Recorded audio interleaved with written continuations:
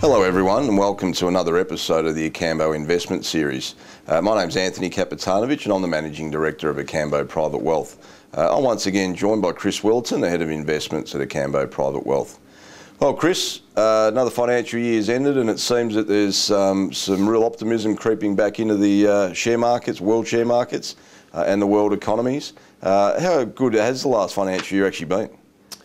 Well, it's been a really solid year, Anthony. The Australian share market was up 12.3%, even more when you include dividends, so it has been quite a strong year. It's traded around the current level for most of the last 8 months, in fact, and most of the gains that we saw in our market were from the last 6 months of last year. Also, when you take into account the fact that more than half of the gains in the Australian share market were attributed to 6 stocks, to ANZ, Westpac, CommBank, National Australia Bank, Telstra and Macquarie Bank, that means that the gains have been relatively narrow, and it's certainly been a market of haves and have-nots. And we've seen in the last couple of weeks there's been a number of downgrades from companies to their full-year projections, and we'll probably hear more of those over the next few weeks, companies that are flagging lower profit expectations than what the market had expected. But by the same token, you're still going to see quite a few companies deliver reports that have been very, very strong. And that's certainly been the trend over the past 12 months. There's been some really strong performers and some not so strong performers. And Chris, certainly in the media there's been a lot more attention given to Australians investing offshore.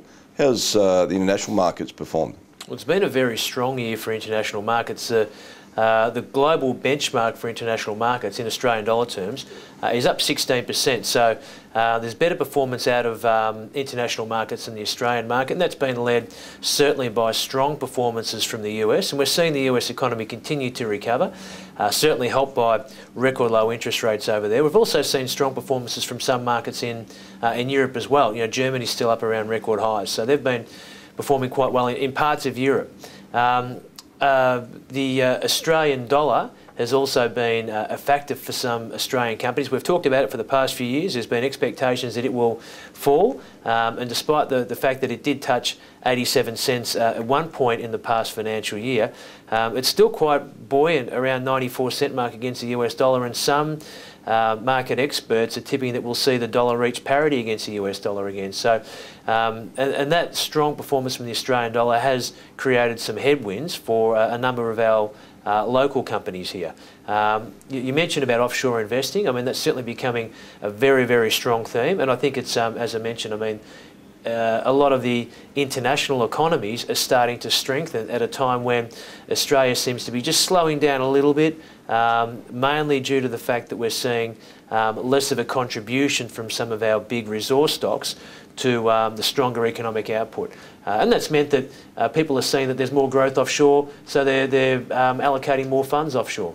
And there seems to be a fair bit of talk that low interest rates are fueling some really strong performances, particularly in world share markets. I noted the other day that I read somewhere that the US market's trading at a PE multiple of some 25 times, which is well above a long-term average. Do you feel that there's any risk of a share market bubble or perhaps a share market pullback of significant magnitude? Look, I mean, that's always a risk, especially when you've seen such a phenomenal performance from, well, the US market in particular, but from world share markets. What's driving world share markets at the moment is record low interest rates in the US, Europe, Australia, and other parts of the world as well. And the head of the US Central Bank has indicated in the last few days that there is no intention at this point of them increasing interest rates. So that should fuel more optimism about the sustained low interest rates, which means cheaper borrowing costs for businesses, for consumers, and it should mean that we see continued strength in world share markets over the next 12 months. We've also seen the Japanese have been stimulating their economy. We have seen New Zealand put up interest rates. We've seen the head of the UK Central Bank talk about putting up rates perhaps sooner than markets expect. So we're starting to see parts of the world increase interest rates. I would say that is a big risk that the US interest rate increases do slow down world economic growth and create a bit of a bump for share markets, but that seems to be some way away at the moment. Now, Chris, one thing I know that you spend considerable amount of time on, and I'm very pleased about, is that you consider the risks in our clients' portfolios very heavily. What areas do we need to pay attention to from a risk assessment point of view over the next 6 to 12 months? Look, as I mentioned before, there's been a real gap between the haves and the have-nots in the Australian share market over the past year.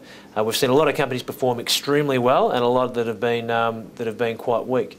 A lot of those reasons are to do with international competitive forces. A lot of them are to do with local factors. I mentioned the Australian dollar is an issue as well. What are we doing to mitigate the risk? We're looking at focusing in those companies with very strong management, with strong positions in their respective industries, solid balance sheets, and companies that have the capacity to increase dividends over the next 12 months as well.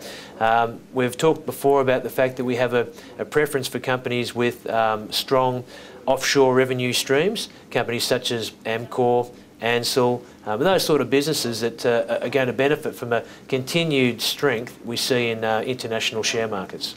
Now, Chris, we haven't spoken about China as yet. Iron ore prices have taken a hammering over the last couple of months. How are our miners faring through this? Well, the share prices of BHP and Rio Tinto have struggled in the last few months, not to mention some of the smaller iron ore players, due to the fact that the iron ore prices got down to below $90 a tonne. The real benefit for the bigger players such as BHP and Rio Tinto is that they have such low costs of production. So at $90 a tonne, 80, 70, 60, I mean, they're still quite profitable. Not many other iron ore miners around the world are profitable at an iron ore price of those levels. So they'll still fare quite well. And the fact that prices of the iron ore prices come down means that some of their competition will be shutting down productive capacity, which is good for BHP and Rio Tinto. And what about the Chinese economy? The Chinese economy is slowing a little bit from some breakneck speeds, which is quite healthy. There are certainly concerns that there has been far too much debt built up in the Chinese economy, and we've seen a massive boom in property prices in China and property construction. So that poses a big risk, and the pace at which that property bubble deflates will have a big impact on our mining companies, and it will have a big impact on the world economy. Chris, the World Cup of Soccer is currently being played in Brazil, and I know the emerging markets have done it tough over the last 6 to 12 months. Is there any correlation between a country like Brazil winning an event like the World Cup and its share market and the economy? Oh, look, I've got my money on the Netherlands, so hopefully they don't win.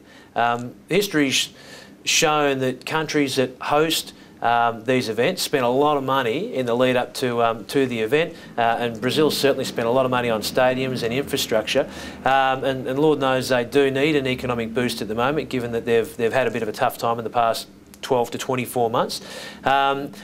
History also shows that the halo effect from these events doesn't last that long, so hosting the World Cup, I'm not sure it's going to do any economic wonders, but winning the World Cup might make their people happy at least.